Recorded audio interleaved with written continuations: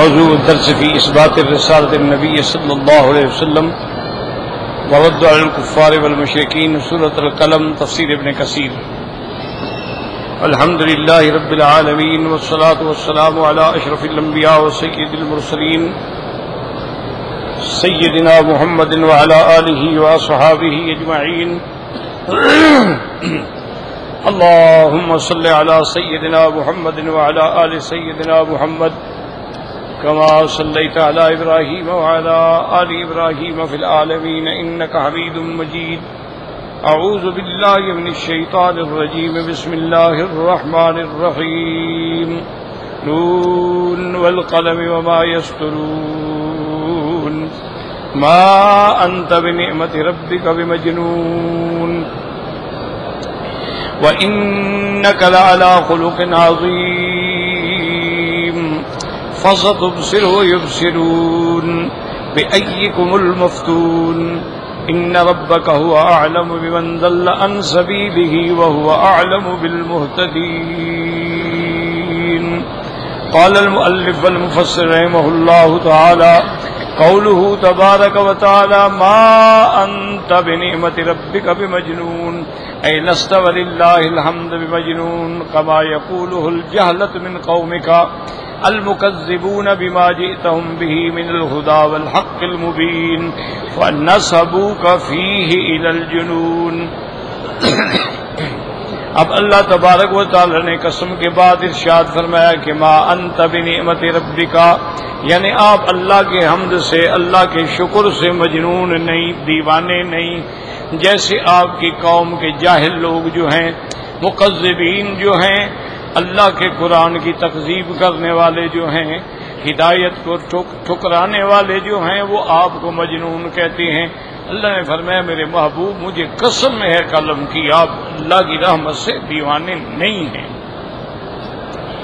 وَإِنَّ لَكَ لَأَجْرًا غَيْرَ مَمْنُونٍ أي بل إن لك الأجر العظيم والثواب الجزيل الذي لا ينقطع ولا يبيد على إبلاغك رسالة ربك إلى الخلق وصبرك على أذاهم ومعنى غير ممنون أي غير مقطوع. اللہ نے فرمایا میرا محبوب إن لك لأجرا، آپ کے لیے تو بہت بڑا اجر ہے، بہت بڑا ثواب ہے جو کبھی ختم نہیں ہوگا. تو دیوانے کا تو کوئی عمل ہی نہیں ہوتا اور آپ کا تو ثواب ہی کبھی ختم ہونے والا نہیں ہے، کیونکہ آپ نے اللہ تبارک و تعالیٰ کا دین پہنچایا ہے ساری مخلوق کو، اور پھر آپ نے تکالیف پہ صبر کیا، مشرکین کے ایذا پہ صبر کیا. غیر ممنون کا معنی غیر مقطوع، آپ کا اتنا بڑا ثواب ہے جو قیامت تک جاری رہے گا اور کبھی نہیں ختم ہوگا. عطاء غیر مجذوذ غیر مقطوع فلهم اجر غیر ممنون اي غیر مقطوع عنهم. وقال مجاہد غیر ممنون اي غیر محسوب وهو يرجع الى ما قلنا، آپ کے لیے ایسا اجر ہے، ثواب ہے جو کبھی ختم نہیں ہوگا. اور بعد نے فرمایا ممنون کا معنی مقطوع ہے، اور بعض علماء فرماتے ہیں غیر محسوب جس کا کوئی حد و حساب بھی نہیں ہے، یعنی ختم ہی نہیں ہونے والا. وقوله تبارک و تعالی وإنك لعلى خلق عظيم. قال الأوفي ابن عباس رضي الله تعالى عنهما وإن لك على دين عظيم وهو الإسلام. اللہ نے فرمایا میرے مدنی آپ خلق عظیم پر ہیں.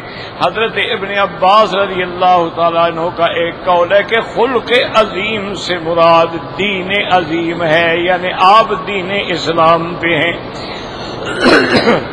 وقضا قال مجاہد وابو مالک والسدی والربیع ابن انس وقضا قال الضحاک ابن زید وقال عطیۃ علی ادب عظیم.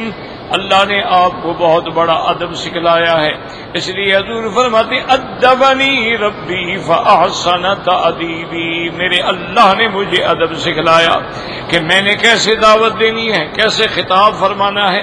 یہ تمام تعلیمات الہی ہیں. وقال معمر ان قتادہ سئلت عائشہ عن خلق رسول اللہ صلی اللہ علیہ وسلم، بی بی عائشہ صدیقہ رضی اللہ تعالی عنہ سے حضور کے خلق کے بارے میں پوچھا گیا. قالت كان خلقه القرآن تقول كما هو في القرآن.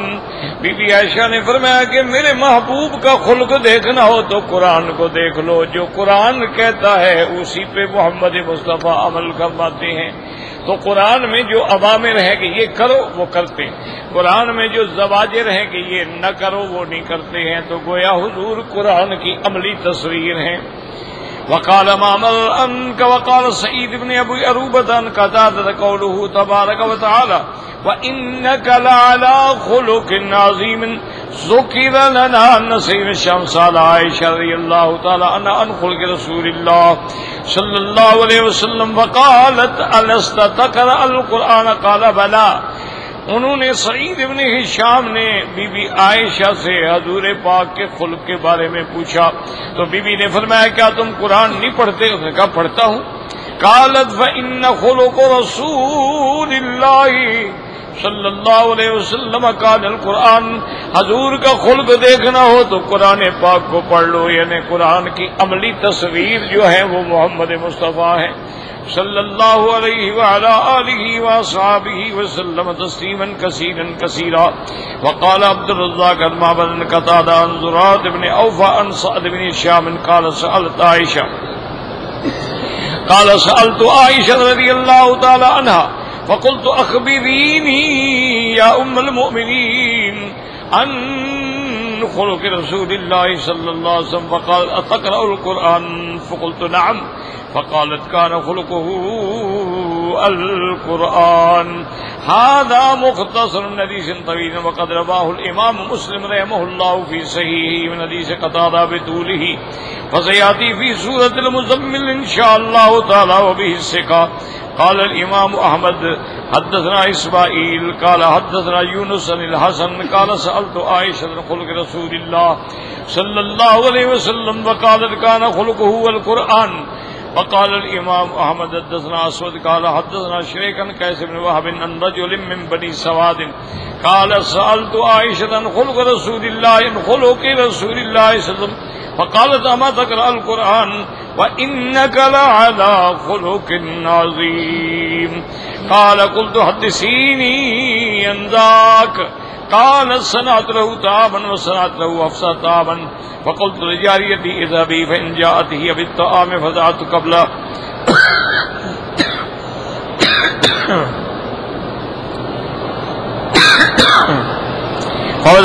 فتره الطعام قالت وجاءت بالطعام قالت فألقت الجارية فقالت القصد وانقصد وكانت النتاع قال وجمع رسول الله صلى الله عليه وسلم قال اقتصوا أو قال اقتصي شك أسود ظرفا مکان ظرفک کما قال شیئا.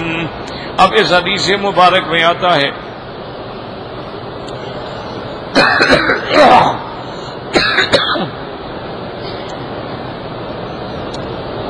تو بی بی عائشہ رضی اللہ تعالی نے فرمایا کہ میں نے حضور کے لیے طعام تیار کیا اور بی بی حفصہ نے بھی آپ کے لیے طعام جو ہے تیار کیا.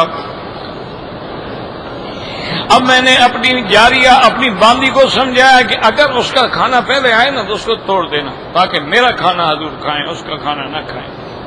کہتے ہیں کہ جب آیا تو اس نے وہی کیا فوقات کے ساتھ، لیکن وہ پیالہ جو تھا وہ ٹوٹ گیا. حضور صلی اللہ علیہ وسلم دیکھ رہے تھے. آپ نے فرمایا کہ لازمی بات ہے کہ اقتصوا اب عائشہ تم اس کا بدلہ ادا کرو. تم نے حفصہ کا برتن توڑا ہے، اپنا برتن اس کے حوالے کرو. تو یہ خلق تھا حضور صلی اللہ علیہ وعلا آلہ واصحابہ وسلم. اور اس کے بعد آپ نے کوئی بات نہیں کی. وقال ابن جریر حدثنا عبید بن آدم بن ایاس قال حدثنا ابی قال حدثنا المبارک بن فضالة عن الحسن عن سعد بن هشام قال اتيت عائشة ام المؤمنين رضي الله تعالى عنها وقلت لها اخبريني بخلق النبي صلى الله عليه وسلم فقالت كان خلقه القرآن اما تقرأ وإنك لعلى خلق عظيم. وقد روى أبو داود والنسائي من حديث نحوه. وقال ابن جرير حدثني يونس قال أنبانا ابن وهب قال أخبرني معاوية بن صالح بالظاهرية عن جبير بن نفير قال حججت فدخلت على عائشہ. حج پہ میں آیا تو میں پھر بی بی کی خدمت میں گیا. فسألت عن خلق رسول اللہ صلی اللہ علیہ وسلم قال خلق رسول اللہ صلی اللہ علیہ وسلم القرآن. وهكذا رواه احمد بن عبد الرحمن المهدي ورواه النسائي في التصنيف ومسلم بن عبد الرحمن المهدي وصال به. ومعنى هذا انه عليه الصلاه والسلام صار امتصال القرآن امرا ونهيا سجية له وخلقا تتبعه وترك تبعه الجبلي، فمهما امره القرآن فعله ومهما نهاه عنه تركه. هذا ما جبله الله عليه من الخلق العظيم من الحياء والكرم والشجاعة والصفح والحلم وكل خلق جمیل. اب مفسر فرماتے ہیں اس کا معنی یہ ہے کہ قرآن میں جو امر ہے جو نہی ہے وہ حضور کی طبیعت بن گئی تھی، فطرت بن گئی تھی. یعنی کیا معنی؟ اگر قرآن نے حکم دیا آپ نے کر لیا، قرآن نے منع کیا تو آپ رک گئے، یہ خلق عظیم تھا. اور اس کے علاوہ اللہ نے آپ کو حیا عطا فرمایا، اللہ نے آپ کو کرم عطا فرمایا، شجاعت عطا فرمائی، اللہ نے مخالفین سے درگزر اور حوصلہ کرنے کی قوت عطا فرمائی، اور ہر خلق جمیل جو ہے وہ حضور کی صفت میں تھا. کما ثبت فی الصحیحین حسن قال خدمت رسول اللہ 10 سنین وما قال لي اف قط وقال قال شيء فعلته لما فعلته فلا شيء لم افعله الا فعلته الا فعلته. حضرت انس رضی اللہ تعالیٰ عنہ حضور پاک کے خادم ہیں، وہ فرماتے ہیں کہ میں نے 10 سال حضور کی خدمت کی ہے، 10 سال میں حضور نے مجھے کبھی اف بھی نہیں کہا، جھڑکا بھی نہیں ہے. اور میں نے کچھ کیا تو آپ نے یہ کبھی نہیں فرمایا کیوں کیا، نہیں کیا تو یہ نہیں فرمایا بھی کیوں نہیں، تم نے یہ کام کیوں نہیں کیا، بس جو ہو گیا ہو گیا، نہیں ہوا ہو گیا. اتنا حلم اور حوصلہ تھا. وقال صلی اللہ علیہ وسلم احسن الناس خلقا، اور حضرت نظر فرماتے ہیں حضور پاک ساری دنیا سے زیادہ خلق والے تھے. ولا مسست خدا ولا حريرا ولا شيئا کان علی من کف رسول اللہ صلی اللہ علیہ وسلم، میں نے آج تک کوئی ریشم کوئی حریر نہیں دیکھا جو حضور کے ہاتھوں سے زیادہ کوئی چیز نرم ہو. بلا شمت مسکن ولا عطرن، اور میں نے کوئی کستوری کوئی عطر ایسا نہیں سونگا کان اطیب من عرق رسول اللہ صلی اللہ علیہ وسلم، حضور پاک کے پسینے سے کوئی زیادہ خوشبو والا کوئی عطر بھی مقابلہ نہیں کر سکتا. وقال البخاری حدثنا عیسیٰ بن منصور قال حدثنا ابراہیم بن یونس النبی عیسیٰ قال سمعت البراء یقول كان رسول اللہ صلی اللہ علیہ وسلم احسن الناس وجہا وَأَحْسَنَ النَّاسِ خُلُقًا، سب سے زیادہ خوبصورت چہرے والے محمد مصطفیٰ اور سب سے زیادہ خلق والے حضرت محمد مصطفیٰ. لَيْسَ بِالطَّوِيلِ، نہ بہت لمبا قد تھا، وَلَا بِالْقَصِيرِ، نہ بہت چھوٹا قد تھا. وَالْأَحَادِيثُ فِي هَذَا كَثِيرَةٌ وَلِأَبِي عِيسَى التِّرْمِذِي فِي هَذَا كِتَابُ الشَّمَائِلِ. اور مفسر فرماتے ہیں حضور کے خلق مبارک میں بہت احادیث مبارک ہیں، اور امام ترمذی نے شمائل ترمذی کے نام سے کتاب لکھی ہے جس میں سرکار دو جہاں کی عادات کا ذکر فرمایا ہے. تو اب مسئلہ سمجھیں،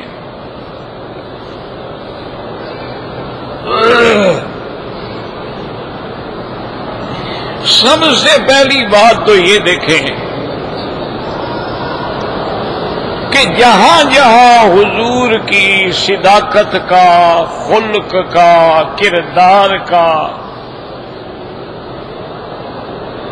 مسئلہ پیدا ہوا ہے تو اللہ نے انتظام یہ کیا کہ گواہی حضور پاک کے گھر والوں سے دی جائے، کیونکہ علماء فرماتے ہیں کہ بندہ جتنا اس کے گھر والے اس کو جانتے ہیں اور تو کوئی نہیں جان سکتا. اب دیکھیں ایک آدمی ہے، وہ ماشاءاللہ بڑا اچھا اخلاق ہے، سب کچھ ہے، لیکن گھر والوں کے لیے عذاب ہوتا ہے. ہر وقت گھر میں اس نے جناب وردی پہنی ہوئی ہوتی ہے. تو سب سے بڑی گواہی جو ہے نا وہ گھر والوں کی. اسی لیے اللہ نے انتظام کیا کہ جب سب سے پہلے وحی اتری اور حضور صلی اللہ علیہ وسلم غار حرا سے اترے اور آپ پر اللہ کے قرآن کی عظمت کا اثر تھا، جبریل کے لقاء کا اثر تھا، سرکار دو عالم کا بدن کپکپی سے بالکل کانپ رہا تھا. سب سے پہلے حضور بی بی خدیجہ کے گھر میں آئے اور فرمایا کہ زملونی زملونی، میرے اوپر کپڑا ڈالو کپڑا ڈالو، مجھے سردی لگ رہی ہے. تو اور اس کے بعد واقعہ بیان کیا. تو سب سے پہلی گواہی بی بی خدیجہ نے دی. اس نے کہا کاللہ لا یخزیک اللہ ابدا. اس نے کہا حضور آپ کیوں گھبرا رہے ہیں؟ خدا کی قسم کبھی اللہ آپ کو رسوا نہیں کریں گے. انک لتصل الرحم، آپ تو رشتہ داروں کے ساتھ صلہ رحمی کرنے والے ہیں، آپ تو یتیموں کی مدد کرنے والے ہیں، آپ بیواؤں کے ہاتھ پکڑنے والے ہیں، آپ غریبوں کا سہارا ہیں، آپ کو اللہ کیوں رسوا کریں گے؟ تو سب سے پہلے آپ کی کردار کی گواہی دینے والی کون ہے؟ بیوی ہے خدیجہ. کیوں؟ خدا کی قدرت ہے. آدمی کتنا بڑا مولوی بن جائے، پیر بن جائے، سارا جہان مانتا ہے، بیوی کبھی نہیں مانتا.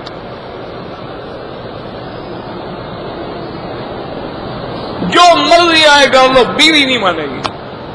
اس لیے آپ نے کبھی دیکھا ہے کہ بیوی اپنے خامند کی بیعت ہوئی ہو؟ کیا ہے خامند پیر ہو، خامند بہت بڑا عالم ہو، بیوی اس سے کبھی نہیں پڑھے گی، اس کو استاد بنانا نہیں چاہتی ہو. یہ فطری بات. لیکن جب بیوی گواہی دے تو اس کا معنی یہ ہے کہ اس سے بڑی گواہی کوئی نہیں. تو سب سے پہلی گواہ جو ہے سرکار دو جہاں کے اخلاق کی، وہ بی بی خدیجہ. اب دوسری گواہی دینے والی کون ہے؟ بی بی عائشہ. اچھا خدا کی شان دیکھیں، یہ قرآن حدیث سمجھا کرو خدا کے لیے. ہم کہتے ہیں ہمارے نوجوان بھائی ہیں نا، 2 حدیثیں پڑھ لیتے ہیں، سمجھتے ہیں کہ بس ہم مولوی بن گئے، عالم بن گئے. اللہ کے بندے ساری زندگی بھی ہم پڑھتے رہیں تو عالم بننا تو بڑا مشکل ہے. ہم تو طالب بھی بن جائیں تو بڑی بات ہے.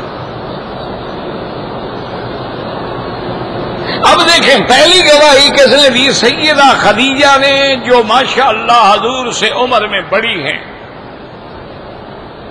سرکار دو عالم کی جب شادی ہوئی، آپ کی عمر مبارک 25 سال ہے، بی بی خدیجہ کی عمر 40 سال، اور 2 شوہر پہلے ہو چکے ہیں، یعنی ایک تجربہ کار خاتون ہے. پھر سرزمین مکہ کی بہت بڑی فیاض اور تاجر اور سرمایہ دار بیوی ہے. تو اللہ نے اس کے تجربات سے، اس کا جو خبرت تھا، اس نے گواہی دی کہ محمد مصطفیٰ بالکل سچے ہیں.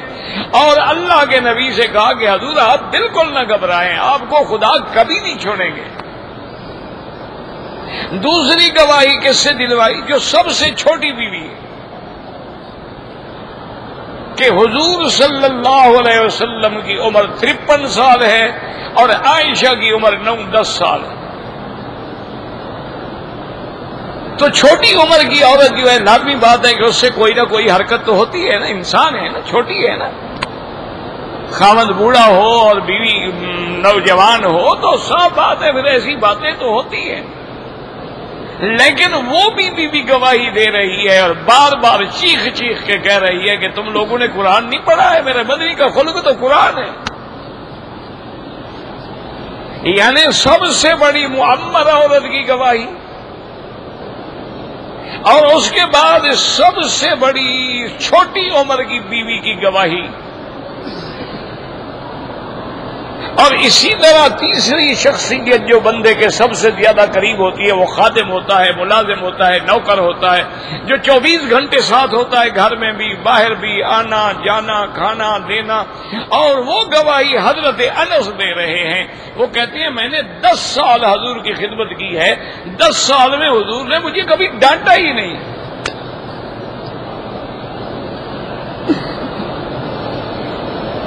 تو 2 بیویوں نے گواہی دی، اور پھر اس کے بعد آپ کے خادم حضرت انس نے گواہی دی.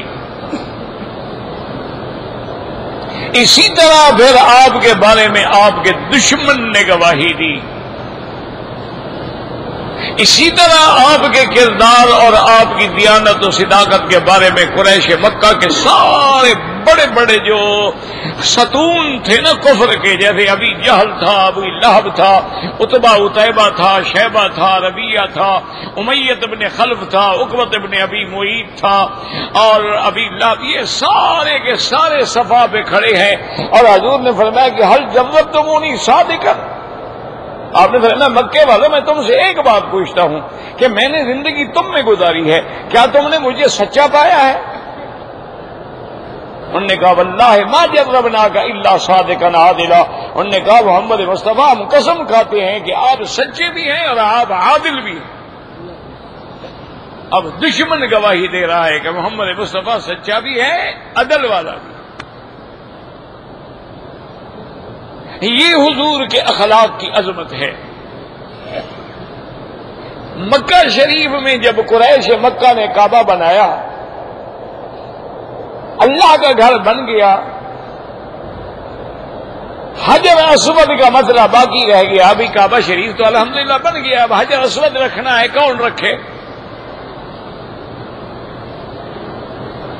اب جتنے بڑے بڑے قبیلے تھے، چونکہ قریش تھے، بنو ہاشم تھے، بنو قصی تھے، بنو کلاب تھے، بنو مرہ تھے، بنو حذیل تھے، بڑے بڑے قبائل تھے۔ اب ہر قبیلے کا یہ مطالبہ تھا کہ بھی حجر اسود جو ہے وہ ہم رکھیں گے۔ اب دوسرے قبیلے والے کہیں بھی یہ کیا مطلب ہے، تم کیوں رکھو گے، ہم رکھیں گے۔ حتیٰ کہ تاریخ مکہ گواہ ہے اس بات کی کہ ان سب نے اپنے گھروں میں اجتماع کیا، جوانوں کو اکٹھا کیا، اور ایک پیالے میں خون بھر کے انگلیاں ڈبو کے قسمیں کھائیں کہ ہم مر جائیں گے، کٹ جائیں گے، لیکن حجر اسود ہم رکھیں گے۔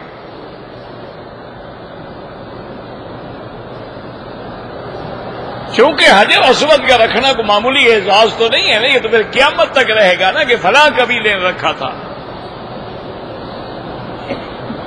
آخر میں کچھ سمجھدار لوگوں نے کہا، انہوں نے کہا سردار ہو، بڑے لوگ ہو، عقل والے ہو، دنیا دیکھے گی اللہ کے گھر پہ لڑ رہے ہیں، کیا کر رہے ہو؟ تو انہوں نے کہا کیا کریں، آخر یہ رکھے ہم کیوں نہ رکھیں، یہ رکھے ہم کیوں؟ انہوں نے کہا دیکھو بات سنو، حرم کے دروازے بند کر دو، اور رات آدھی رات کے بعد سارے جا کے ہم حرم میں بیٹھ جاتے ہیں، اور اس نیت سے بیٹھتے ہیں اور اللہ سے دعا کرتے ہیں کہ اللہ ہمارے اس جھگڑے کو ختم کرے، اور ہم سب اس بات میں متفق ہو جاتے ہیں کہ صبح کی نماز میں سب سے پہلے جو بندہ بھی اللہ کے کعبے میں داخل ہوگا وہ جو فیصلہ کرتے ہم سب کو قبول ہوگا۔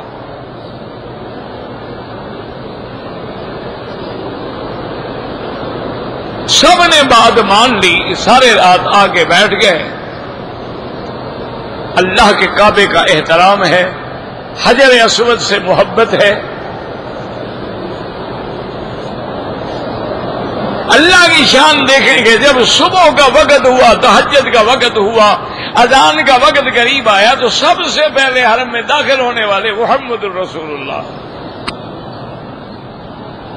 صلی اللہ علیہ وسلم۔ آپ بالکل جوان ہیں، شباب ہیں۔ جب قریش نے کعبہ بنایا ہے، حضور پاک نے اس میں باقاعدہ شرکت کی ہے، حضور پاک نے پتھر اٹھائے کعبہ شریف میں لگانے کے لیے،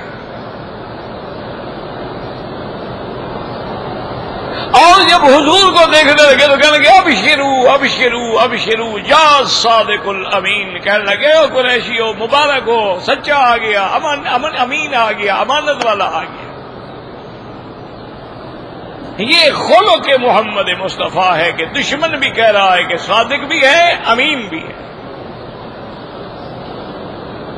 حضور خود تشریف لائے، انہوں نے اپنا مسئلہ رکھا، حضور نے فرمایا کوئی بات نہیں، بالکل جھگڑے کی کوئی ضرورت نہیں، اصل میں تو یاد رکھو یہ اللہ کا نظام ہے نا، اور بھی تو کوئی آ سکتا تھا، لیکن اللہ نے فیصلہ ہی یہ کر لیا تھا تقدیر میں کہ میرا مدنی میرے گھر کا فیصلہ ہے تو پھر محمد ہی کر سکتا ہے، اور کسی کو میں کیسے آنے دوں گا؟ حضور پاک نے فرمایا الا رسلکم، آرام سے بیٹھو. آپ نے اپنی کندھے سے چادر مبارک اٹھائی، چادر بچھائی اور حجر اسود پکڑ کے چادر میں رکھا. فرمایا سارے سردار چادر پکڑ لو اور اٹھا لو. اب سب کو اٹھانے کا موقع مل گیا، کسی ادھر سے پکڑا، کسی ادھر سے پکڑا. جب کعبہ شریف کے قریب آئے انہوں نے فرمایا کفو، اب ٹھہر جاؤ، اللہ کے گھر میں حجر اسود میں اپنے ہاتھ سے لگاؤں. تو اس لیے مسلمانوں، اللہ تبارک و تعالی آپ کی اب سب کی حاضری قبول فرمائے.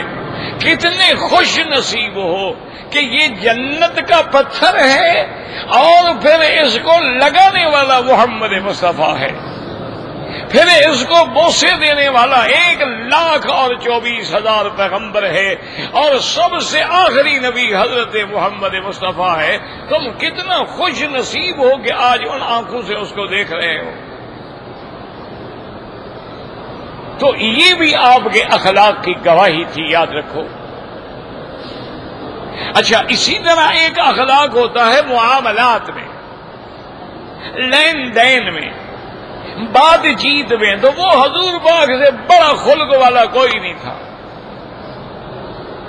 صلی اللہ علیہ وآلہ آلہ وصحبہ وسلم.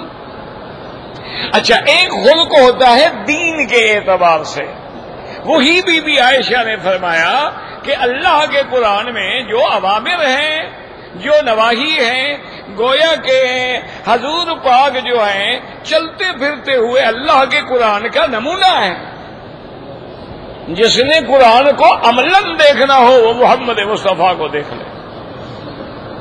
اس کی ایک چھوٹی سی مثال ہے کہ اللہ نے تو فرما دیا نا کہ نماز قائم کرو، لیکن نماز پڑھ کے دکھلانے والا کون ہے؟ محمد مصطفیٰ. اللہ نے فرما دیا کہ حج کرو، لیکن حج کیسے کرو، احرام کیسے باندھو، لبیک کہاں پڑھنا ہے، کہاں نہیں پڑھنا ہے، طواف کیسے کرنا ہے، صفا مروہ کیسے دوڑنا ہے. تو ایسے سارے دین کا نمونہ جو ہے وہ محمد مصطفیٰ صلی اللہ علیہ وآلہ آلہ وسلم. اور اسی طرح یاد رکھیں کہ میرے مدنی صحابہ فرماتے اشد حیاء من العذراء فی خدرها، کہ حضور پاک جو تھے ایک کنواری لڑکی سے بھی زیادہ باحیا تھے. اتنا آپ کے اندر حیا تھا، اتنا آپ کے اندر خلق تھا، اتنا آپ کے اندر حلم تھا کہ صحابہ فرماتے ہیں حضور کی زندگی میں، ساری زندگی میں آپ کی زبان مبارک سے کبھی دشمن کے لیے کوئی ایسا لفظ نہیں نکلا جو لفظ بھاری ہو. یہ بھی خلق محمد مصطفیٰ تھا صلی اللہ علیہ وسلم. تو اسی لیے بعض بزرگوں نے لکھا تھا کہ فاق النبیین فی خلق و خلق، کہ میرا مدنی آپ تو ہر انبیاء سے نمبر لے گئے، باعتبار خلق کے بھی باعتبار خلق کے بھی. آپ جیسا خوبصورت بھی دنیا میں کوئی نہیں آیا، آپ جیسا باحیا بھی دنیا میں کوئی نہیں آیا. تو آپ تو سب سے نمبر لے گئے. اور پھر سب سے بڑی گواہی دینے والی اللہ کی ذات ہے کہ اللہ نے فرما دیا وَإِنَّكَ لَعَلَىٰ خُلُقٍ عَظِيمٍ. اللہ یعنی گویا خلق آپ کے تابع ہے اور میرا مدنی خلق پہ سوار ہے. یعنی آپ پر خلق سوار نہیں بلکہ آپ خلق پہ سوار ہیں. اللہ الاستعلاء ہے. اور اسی طرح یاد رکھیں کہ میرے مدنی پاک نے ساری زندگی اپنی جان کا بدلہ کسی سے نہیں لیا. میرے مدنی پاک نے اپنے غصے کے لیے، اپنی ذاتی مسئلے کے لیے کبھی کسی کو قتل نہیں کیا. حضور صلی اللہ علیہ وسلم نے ساری زندگی کبھی دشمن کو گالی نہیں دی. اور آپ نے یہ بھی فرما دیا کہ المومن لا یکون فاحشا ولا متفحشا ولا بذی، کہ مومن کی یہ شان ہی نہیں ہے کہ وہ گندی باتیں کرے اور لوگوں کو گالیاں دے، ماں کی اور بہن کی اور بکواس کرتا پھرے، مانا ہے اس کے اندر ایمان نہیں ہے، ایمان ہوتا تو یہ گندی باتیں کیسے نکل سکتی ہیں؟ اچھا، اور اسی طرح آپ کا اخلاق و آپ کا خلق اور خلق جو ہے بہت بطور جمال کے، صحابہ کہتے ہیں جب ہم غور سے حضور کے چہرے کی طرف دیکھتے تھے کہ ان الشمس تجری فی وجہہ، معلوم ہوتا تھا آپ کے چہرے میں سورج دوڑ رہا ہے۔ اور اسی طرح حضرت انس فرماتے ہیں کہ ولا شممت مسکن، کہتے خدا کی قسم میں نے عنبر و مسک بھی ایسے نہیں سونگا ہے جیسے حضور کے عطر آپ کے پسینے سے خوشبو آتی تھی۔ ایک دن حضور لیٹے ہوئے تھے، حضور صلی اللہ علیہ وسلم پرچی پہ لیٹے ہوئے تھے، کوئی بستر نہیں،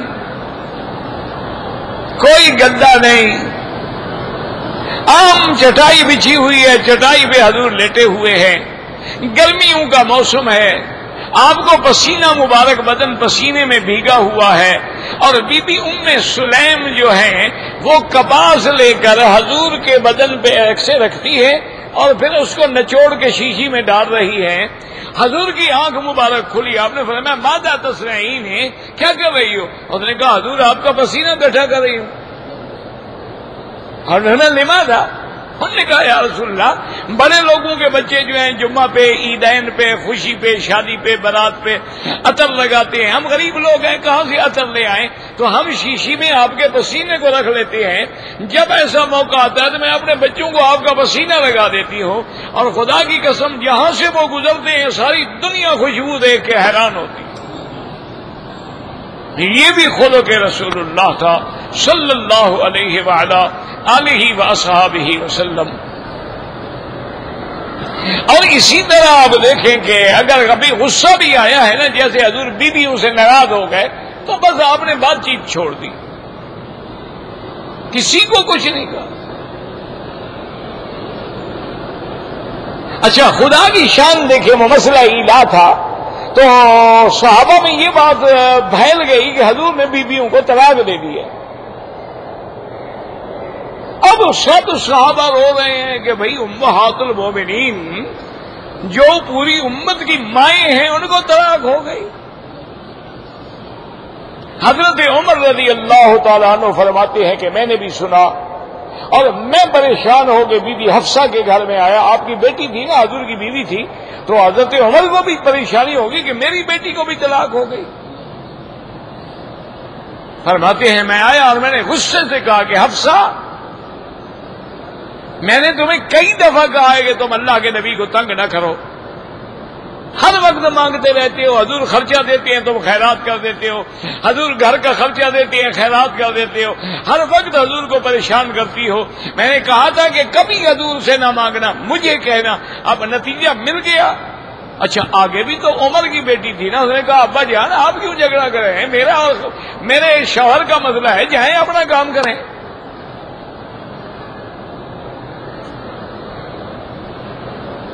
آگے بی بی حفصہ حضرت عمر فرماتے ہیں میں حیران ہو گیا، میں آیا دیکھا صحابہ بیٹھے سب رو رہے ہیں، بھئی کیا بات ہے، ابھی طلاق ہو گئی۔ حضرت عمر فرماتے ہیں میں آیا تو اس وقت حضور ایک بالا خانہ تھا بی بی ماریا کا، اس کے اندر تشریف فرما تھے اور خادم نیچے بیٹھا تھا۔ میں نے کہا اجازت تو کہو، عمر آیا ہے، اس نے اجازت مانگی، حضور نے اجازت نہیں دی۔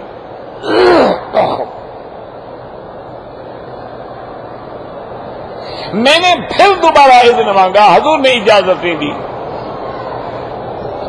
میں نے تیسری دفعہ اجازت مانگی، حضور نے اجازت کہتے، حضرت عمر کہتے مجھے برداشت نہیں ہو رہا تھا کہ سارے صحابہ رو رہے ہیں،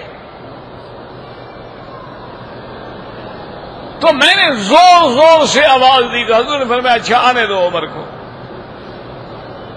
کہتے ہیں میں جب اوپر گیا تو میں حیران ہو گیا کہ چٹائی پہ آمنہ کے لال بیٹھے ہیں، ایک مشکیدہ لٹکا ہوا ہے اور کونے میں ایک مٹی کا گھڑا پانی کا اور ایک مٹی کا پیالہ رکھا ہوا، یہ جائیداد ہے محمد مصطفیٰ کی۔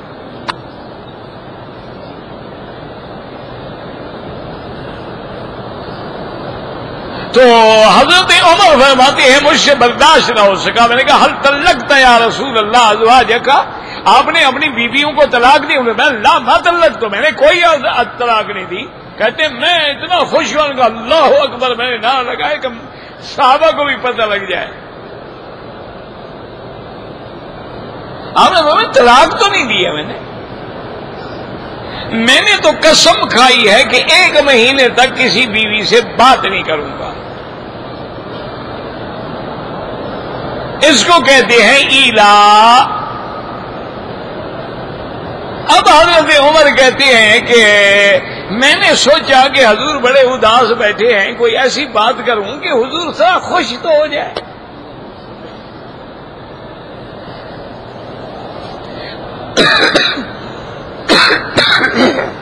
میں نے کہا یا رسول اللہ صلی اللہ علیہ وسلم، اصل بات تو یہ ہے نا، ان عورتوں کو آپ ہی نے تو سر پہ چڑھایا ہے. ہم مکے والے تھے نا جی، اگر ہماری بیوی بات کرتی ایک لکڑی لے کے ہم مار مار کے مٹی میں ملا دیتے تھے کہ ہمارے سامنے سر اٹھا کے بات کر رہی ہو. اب تو ہمارے ساتھ لڑتی ہیں، یہ آپ ہی نے تو بگاڑا ہے سارا. ان کو حضور مسکرا اٹھے، حضور صلی اللہ علیہ وسلم ہنس پڑے.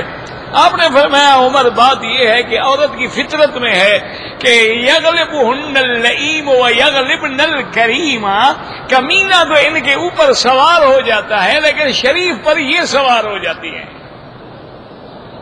تو اب ہم کمینے تو نہیں بن سکتے. تو حضور عمر کہتی ہیں حضور ہنس پڑے تو بس میری خوشی پوری ہو گئی. میں نے کہا میرا مقصد تو حضور کو ہنسانا تھا. تو یہ کمال تھا خلق رسول اللہ کا صلی اللہ علیہ وعلا آلہ واصحابہ وسلم. اور اس کے بعد جب دن پورے ہوئے تو سب سے پہلے حضور بی بی عائشہ کے گھر میں آئے.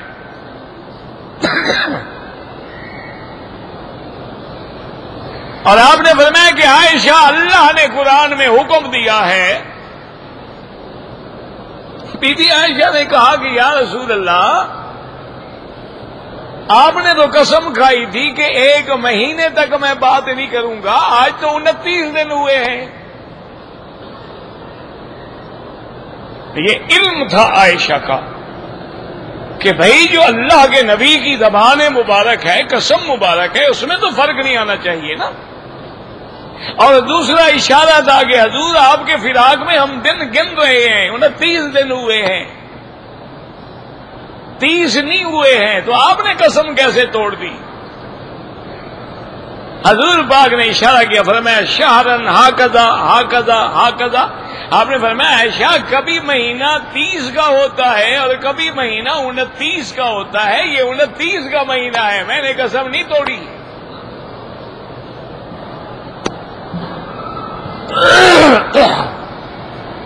اچھا جو عاشق ہیں نا، عاشق بھی تو ہوتے ہیں نا، انہوں نے عاشقانہ بات لکھی ہے. انہوں نے کہا کہ اصل معلوم یہ ہوتا ہے اللہ بھی چاہتے تھے کہ حضور بیویوں سے زیادہ دور نہ رہے، مہینہ ہی 29 کا کر دیا.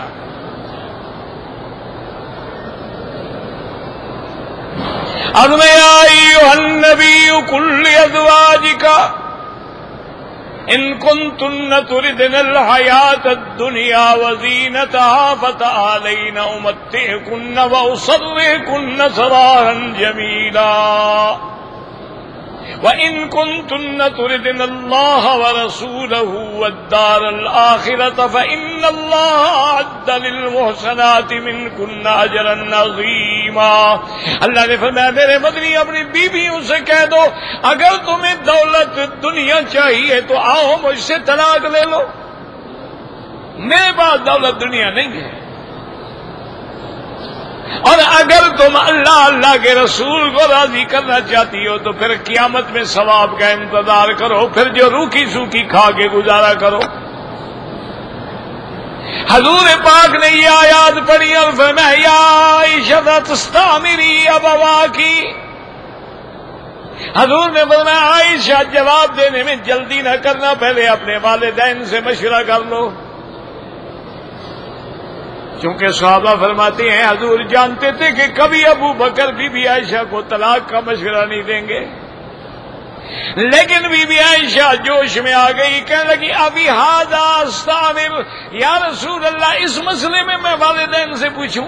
انی اخترت اللہ ورسولہ، میں نے اللہ کے رسول کو چن لیا، مجھے دنیا نہیں چاہیے۔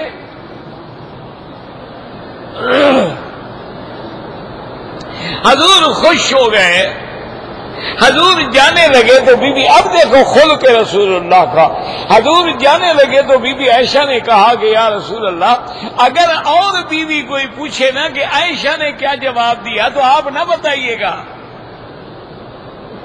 یعنی بی بی عائشہ یہ چاہتی تھی کسی سے غلطی ہو جائے، چلو ایک تو کم ہو جائے گی نا، تو اس لیے انہوں نے کہا یا رسول اللہ میرا جواب نہ بتانا۔ آپ نے فرمایا عائشہ دیکھو اگر انہوں نے پوچھا تو میں بتاؤں گا، میں اللہ کا نبی ہوں، میں جھوٹ نہیں بول سکتا۔ اگر کسی نے نہ پوچھا تو میں خود نہیں بتاؤں۔ اگر انہوں نے سوال کر لیا کہ عائشہ نے کیا جواب دیا تو بالکل بتاؤں گا۔ یہ تھا خلق رسول اللہ صلی اللہ علیہ وسلم، یہ نہیں کہ بیوی کی رضامندی میں اللہ کا نبی حق بات چھپا لے۔ تو اس لیے وَإِنَّكَ لَعَلَىٰ خُلُقٍ عَظِيمٍ، اللہ پاک ہمیں حضور کی محبت کا کوئی قطرہ نصیب فرما دے۔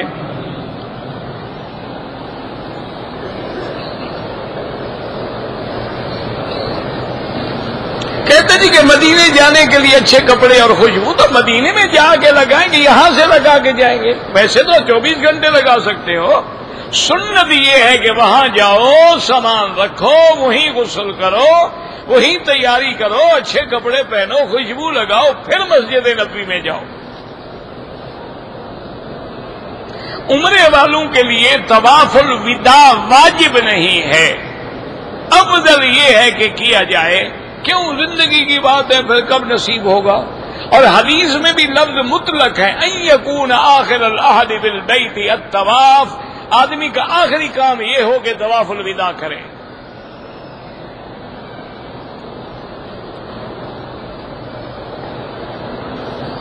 زبردستی حجر اسود کا بوسہ لینا حرام ہے؟ کوئی حرام تو نہیں ہے، لیکن دھکے نہ دیں، ایذا نہ پہنچائیں، یہ کہنے کا آپ کو حرام ہے۔ حضرت عمر کہتے ہیں ہمارے کپڑے پھٹ جاتے تھے۔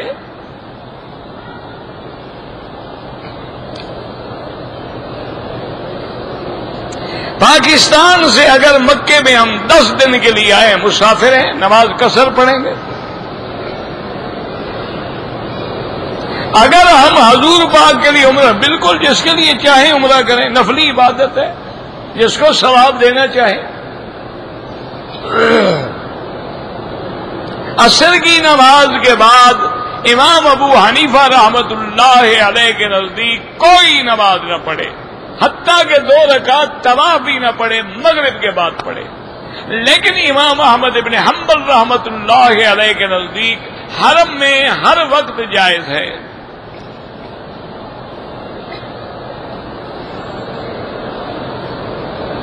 اگر ہم سفر میں تھے، مغرب لیٹ ہو گئی، بالکل ٹھیک ہے، مغرب آخر وقت میں پڑھ لیں، عشاء اول وقت میں پڑھ لیں، دونوں جمع ہو جائے گی۔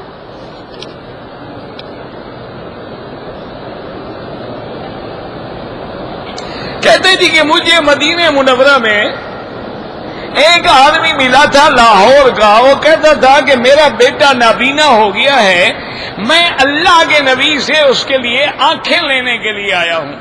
عبداللہ ابن ام مکتوم کو تو حضور نے آنکھیں نہیں دی، تمہارے بیٹے کو پتہ نہیں کیسے دے دیں گے۔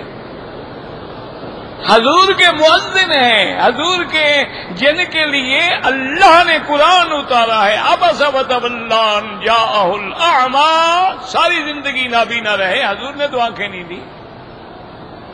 یاد رکھو، آنکھیں دینا، نفع دینا، نقصان دینا، یہ اللہ کی صفت ہے۔ اگر غیر کی طرف نسبت کرو گے تو مشرک اور کافر ہو جاؤ گے۔ حضور پاک کس سے آنکھیں مانگتے تھے؟ اللہم متعنا باسمائنا وابصارنا واشرح صدورنا احینا بقواتنا ما ابقیتنا، یا اللہ ہمیں ہماری آنکھوں سے، ہمارے سماعت سے نفع اٹھانا جو ہے اس کی توفیق عطا فرما۔ حضور اللہ سے مانگ رہے ہیں۔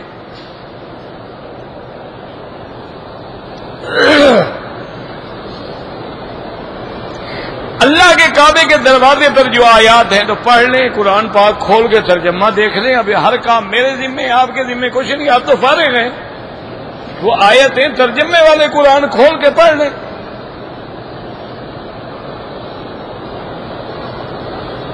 کہتے ہیں جی کہ ہمارے ملک میں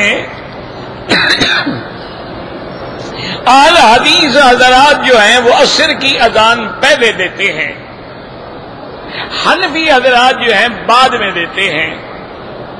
بہرحال وہ اول وقت میں دیتے ہیں اور حنفی حضرات آخر وقت میں دیتے ہیں. نماز پڑھ لی جائے، کچھ بھی نہیں ہوتا.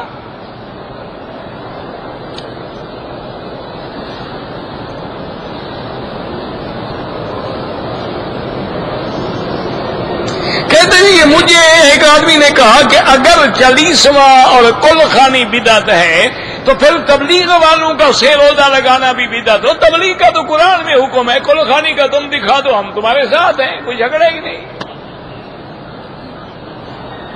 جس کا حکم قرآن میں ہو، حدیث میں ہو تو بدعت ہوتی نہیں. تم دکھا دو جی یہ قرآن کی آیت ہے، یہ حدیث مبارک ہے، حضور پاک نے اپنی بی بی سیدہ خدیجہ کی کل خوانی فرمائی تھی، ہم تمہارے ساتھ ہیں، کوئی جھگڑا نہیں. لڑائی تو اس وقت ہوتی ہے، لڑائی تو جاہل کرتا ہے، عالم کیوں لڑے. آپ ہمیں دکھا دیں گے حضور نے اپنے بیٹوں کی حضور پاک نے اپنی بیٹیاں حضور کی زندگی میں فوت ہوئی ہیں، صرف بی بی فاطمہ بعد میں فوت ہوئی ہیں. آپ نے اپنی بیٹیوں کے لیے کل خوانی جمعراتیں برسی منائی ہے، آپ دکھا دیں، ہم آپ کے ساتھ ہیں، جھگڑا ہی کوئی نہیں. اور اگر نہیں ہے تو بدعت ہے، اور بدعت گمراہی ہے.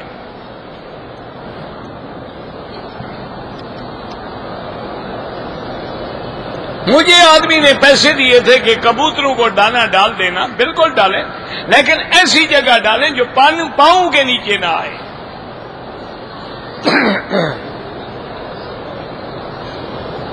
اگر ظہر کی عصر کی 4 سنتوں کو 2 رکعت پڑھیں کوئی بات نہیں، وہ بھی جائز ہے، 4 پڑھیں جائز ہے. والدین کے لیے اگر ہم صدقہ خیرات کرتے ہیں تو بالکل ان کو ثواب ملتا ہے. ہماری والدین جو ہے اولاد ہے ان کی، ولد صالح یدعو لہ.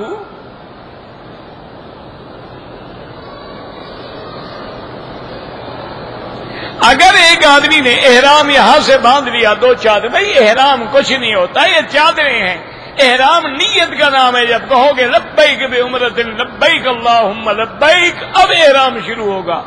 وہ مسجد عائشہ نے کیا، ٹھیک ہے. کعبہ کے غلاف پر اپنا نام لکھتے ہیں، بالکل بدعت ہے. میری امت میں 72 فرقے ہوں گے، بالکل حق ہے. الا ما انا علیہ واصحابی، حضور نے فرمایا صرف ایک جنت پہ جائے گا، اور وہ کون ہوگا؟ جو میرے اور میرے صحابہ کے راستے پہ ہے. تو جو صحابہ کو نہیں مانتے وہ بھی نکل گئے، جو حضور پاک کو نہیں مانتے وہ بھی نکل گئے. باقی فرقے جو ہیں وہ تو جیسے قادیانی ہیں، قدریہ ہیں، کرامیہ ہیں، معتزلہ ہیں، جہمیہ ہیں، روافض ہیں، خوارج ہیں، کئی فرقے ہیں.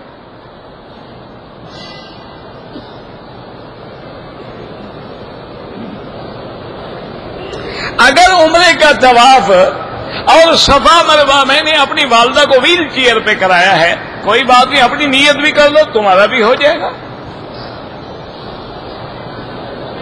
اجتبا جو ہے کندھا نکالنا، چونکہ مکے والوں نے اعتراض کیا تھا کہ اکلتہم ہما یثرب، کہ صحابہ کو تو مدینے کا موسم کھا گیا، کمزور ہو گئے ہیں، اب ہم سے کیا لڑیں گے. تو حضور نے فرمایا ان کے لیے، کافر کے لیے بہادری دکھاؤ، رمل بھی کرو اور کندھے نکال کر، ہم تیار ہیں کفر سے لڑنے کے لیے.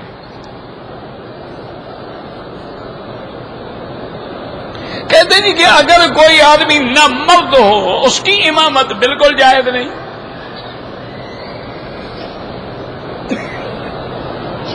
اگر آدمی اتحیات کے بجائے سورۃ فاتحہ پڑھے، سجدہ کرے.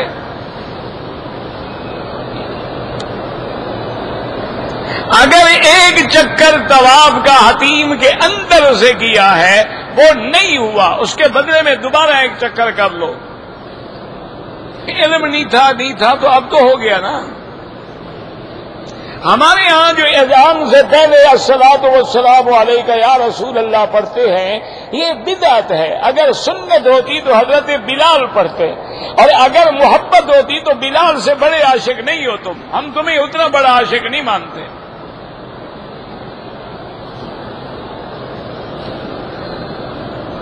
بھئی لوگوں کو تکلیف نہ دیا کرو. بس حکومت کیا کرے گا؟ ڈنڈے مارے آپ کو حجر اسود پر، پھر آپ کہیں گے وہابی ہیں، حضور کے روضے پہ ہاتھ ہی لگانے دیتے، حجر اسود میں چومنے ہی نہیں دیتے جی. اور آپ چومنے کے بغیر آپ کا کام ہی مکمل نہیں ہوتا. جب تک قبر کو نہ چومے تسلی نہیں ہوتی. یہاں بھی جب تک کوئی چومنے کی جگہ نہ ملے بیچاروں کا گزارا ہی نہیں ہوتا نا. بھائی اللہ اکبر بس ختم ہو گئی. وہ بوسے کے قائم مقام ہے، لڑائی کی کیا ضرورت ہے؟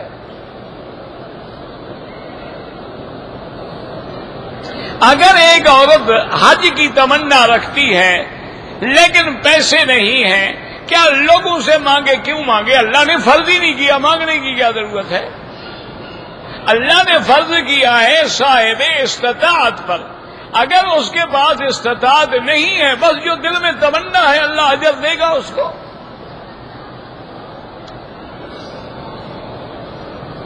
جبل نور پہ اگر ہم جائیں کوئی منع نہیں، وہاں ہم نے 2 رکعت پڑھی کوئی منع نہیں، لیکن ضروری بھی نہیں.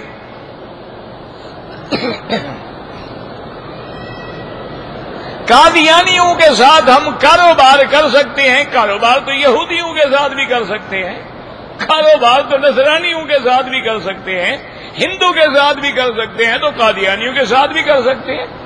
معنی یہ ہوتا ہے کافروں سے دلی تعلق نہ رکھو. یہ معنی تو نہیں ہے کہ کاروبار ہی نہ کرو. لا تتخذوا عدوی وعدوکم اولیاء، جو میرے اور تمہارے دشمن ہیں ان کو اپنا دوست مت بناؤ.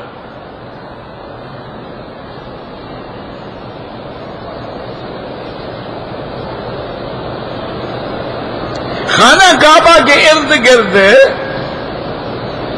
بڑے بڑے پلازے بن رہے ہیں، تو کیا یہ بے ادبی نہیں؟ کوئی بے ادبی نہیں. کعبے کا حکم تو 7 آسمان تک ہے، تو کعبے سے اونچے کیسے بن رہے ہیں؟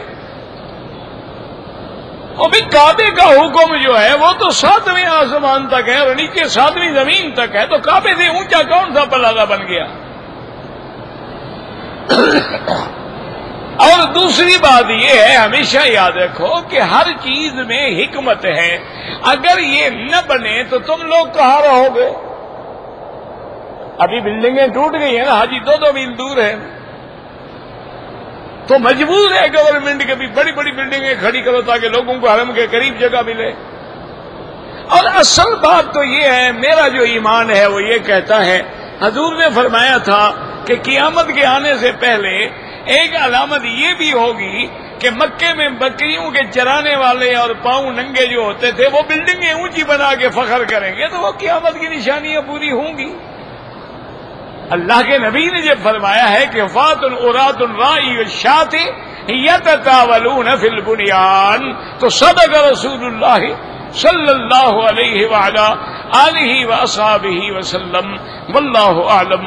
اللہم صلی علی سیدنا محمد وعلی آل سیدنا محمد وبارک وسلم. یا حی یا قیوم یا ذی الجلال والاکرام، یا ذی الجلال والاکرام، یا ذی الجلال والاکرام. اللهم احسن عاقبتنا في الامور كلها واجرنا من خزي الدنيا وعذاب الاخره. ربنا آتنا في الدنيا حسنة وفي الآخرة حسنة وقنا عذاب النار. یا اللہ اسلام کا بول بالا فرما اور کفر کا منہ کالا فرما. یا اللہ مجاہدین کی قدم قدم پہ نصرت فرما. یا اللہ جس مقام پہ ہیں ان کی عزت فرما، ان کو طاقت عطا فرما. یا اللہ اپنے دشمنوں کی ہلاکت کا فیصلہ فرما دے. یا اللہ کفر کے مٹانے کا فیصلہ فرما دے. یا اللہ اسلام کو چھا جانے کا فیصلہ فرما دے. یا اللہ بیماروں کو شفا عطا فرما. یا اللہ بے دینوں کو دین عطا فرما، بے اولادوں کو اولاد عطا فرما. یا اللہ بے روزگاروں کو روزگار عطا فرما، قرض داروں کے قرض عطا فرما. یا اللہ ہمیں مانگنا نہیں آتا، بغیر مانگے عطا فرما۔ یا اللہ جو بھی جماعتیں تیرے دین کا کام کر رہی ہیں، دعوت دے رہی ہیں، تبلیغ کر رہی ہیں، قرآن پڑھا رہی ہیں، حدیث پڑھا رہی ہیں، مساجد ہیں، مدارس ہیں، معاہد ہیں، سب کی حفاظت فرما۔ یا اللہ مسلمان جس ملک میں ہیں ان کی جان، مال، آبرو، عزت کی حفاظت فرما۔ ربنا ظلمنا انفسنا ان لم تغفر لنا وترحمنا لنكونن من الخاسرين سبحان ربك رب العزة عما يصفون وسلام على المرسلين والحمد لله رب العالمين آمين۔ اللهم صل على سيدنا محمد وعلى آل سيدنا محمد كما صليت على إبراهيم وعلى آل إبراهيم